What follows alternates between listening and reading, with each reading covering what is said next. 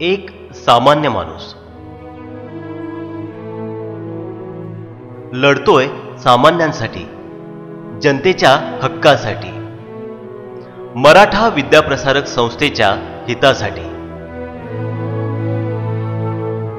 त्यांचं नाव नरेंद्र भास्करराव पाटील म्हणजेच नरेंद्र अण्णा.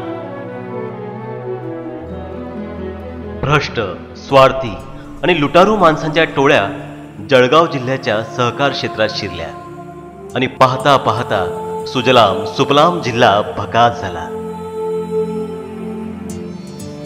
त्यातीलच एक संस्था जळगाव जिल्हा मराठा विद्याप्रसारक, मराठा समाजाचा केंद्रबिंदू, गोरगरिबांची संस्था, भ्रष्टाचाराचं कुरण बनली होती.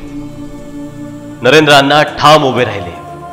बलदंड मुजोड सत्तेविरुद्ध अण्णा लढले, अविरत झटले, जुलमी अन्यायी सत्तेविरुद्ध. आयुष्यातला उमेदीचा काळ लढाईत गेला, पण शेवटी यश आलं.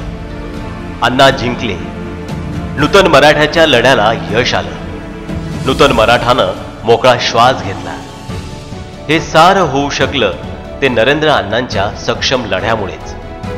अण्णा, तुमच्या धैर्याला, शक्तीला सलाम.